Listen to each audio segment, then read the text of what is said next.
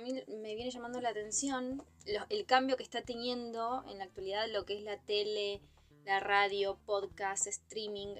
Es todo lo mismo, tienen puntos en común. El streaming es un híbrido de la tele con la radio.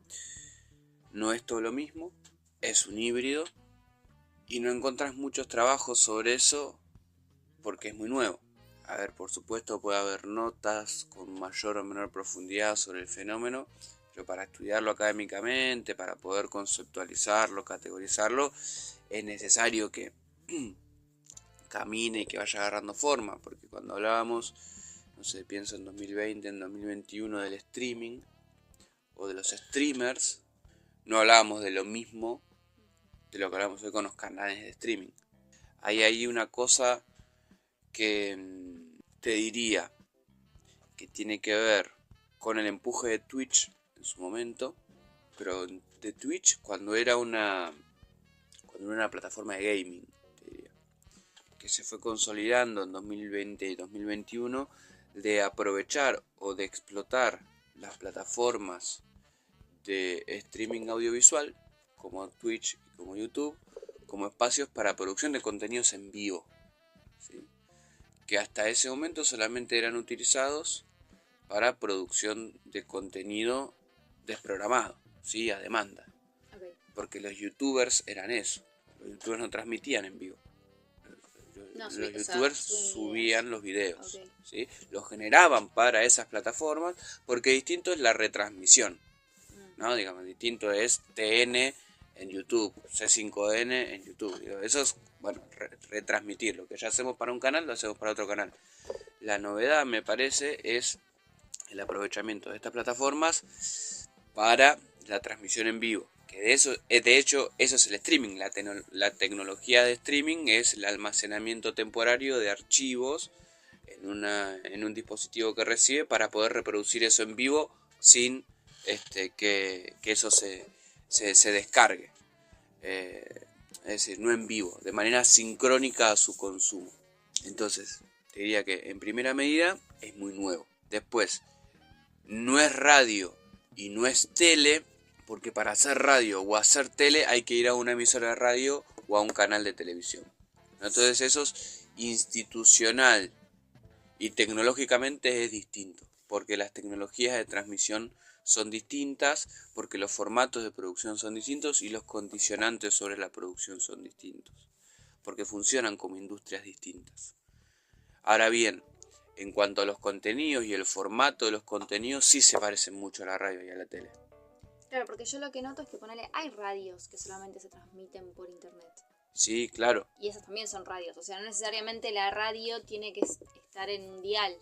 No, pero para hacer una radio, por ejemplo, tienen que tener una programación. Claro. Que quizás no es de todo el día, como las radios AM o FM, que por ley tienen que transmitir durante todo el día, entonces tienen una programación de 24 horas en vivo. Quizás son 8, quizás son 10, quizás son 12 horas en vivo de transmisión, pero ya incluso utilizar la palabra radio nos habla de esa lógica de una programación que va a ser mucho más fuerte a la mañana y que va a tener en el sonido su principal soporte. Ahora, el streaming tiene mucho de híbridos, porque para mí toma más de la radio que de la tele, pero tiene la potencia en la imagen que tiene la tele. Sí, yo creo que toma más de la radio, o sea, viendo por ejemplo ahora estos canales que están de streaming. Sí. Los streamers también creo que toman más de la radio porque en el fondo visualmente no te muestran mucho. Bueno, esa es una lectura con la que yo coincido. No hay una producción de imágenes más allá del vivo. Cuando uno ve un programa de televisión, las cosas en televisión transcurren dentro del estudio y fuera del estudio también. Es decir, hay informes, hay un móvil, hay se pasan contenidos de otros canales. Digo, hay como una multiespacialidad. Los contenidos del streaming casi todo transcurre dentro del estudio y no se producen imágenes audiovisuales por fuera del estudio. Lo más híbrido, te diría yo en ese sentido, es lo que hace Miguel Granados en Olga. Porque ahí sí se empieza a jugar cada vez más con lógicas audiovisuales mucho más televisivas. Mucho más televisivas porque empieza a ver a alguien que sale a la calle a ver lo que pasa ahí en la vereda de la radio, porque empiezan a moverse las tomas y empiezan a ver bandas en vivo, e incluso los contenidos tienen mucho peso de la imagen, ¿no? O sea, esto de cuando Miguel Granados se ponía, ya no lo hace más, se ponía a jugar al ping-pong con un invitado, y hay muchos momentos donde si no lo estás viendo te quedas muy afuera. Hay ahí una hibridación mucho más grande y mucho más compleja de entender, porque sigue teniendo mucho de radiofónico al tiempo que tiene mucho de televisivo también. Entonces creo que ahí hay verdaderamente algo como más nuevo, más disruptivo. Luzu, si bien es como el primero en tener cierta notoriedad, en tener cierta masividad, es mucho más parecido a una propuesta radiofónica que se transmite en imágenes. ¿Cómo que tuvieron y tienen tanto éxito, tan rápido, en tan poco tiempo? Bueno, en primera medida porque están fundados en algún punto, dirigidos, llevados adelante por personas que vienen de los medios tradicionales, es decir, por personas que tienen una audiencia preexistente. O sea, no son proyectos que salieron de la nada y que ganaron una audiencia de la nada. Es decir, hay un híbrido, ¿no? Esto entre personas que vienen de los medios tradicionales, personas que ya tienen sus comunidades en redes sociales y que ponen todo eso a disposición también del proyecto. Entonces, ahí hay un par de pasos más adelante de los que se parte al momento de armar el medio y de tener cierta audiencia. Y después me parece que tiene que ver, sobre todo Luzu, que fue el que vio el hueco, con encontrar una audiencia que estaba desatendida por medios tradicionales.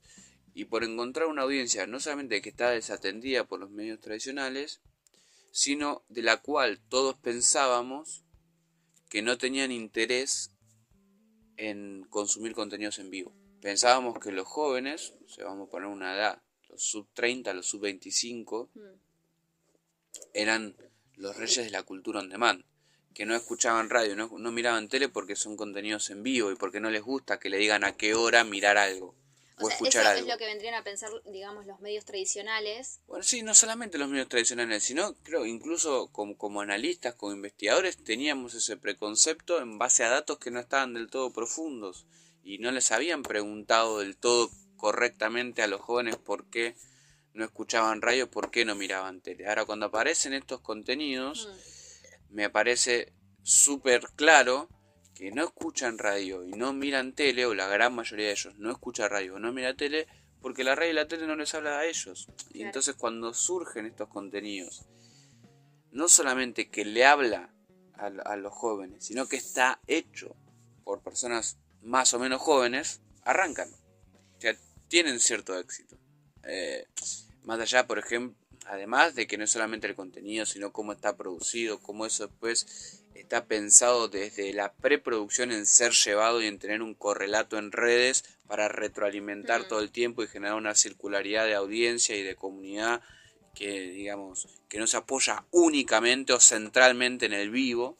Me parece muy claro, digo, eso funciona y funcionó en su momento Luzu porque dijo, che, a estos pibes y pibas no les está hablando nadie, vamos a hablarle nosotros. Y resulta que si les hablaban, los iban a consumir, los iban a escuchar, los iban a ver. Pero también creo que también es un tema generacional, porque Miguel Granados tiene 35 años. Sí, yo no obvio. sé si él le habla a los de 25, o sea, ¿vos crees que su público también apunta a los de 25? Yo creo que hay algunas diferencias que no tienen que ver con la edad, sino que tienen que ver con el tipo de búsqueda de la audiencia. Eso... ¿No es como una cercanía lo que buscan, empatizar? Todo busca cercanía, porque por eso es muy radiofónico. Porque todo busca una horizontalidad y una cercanía con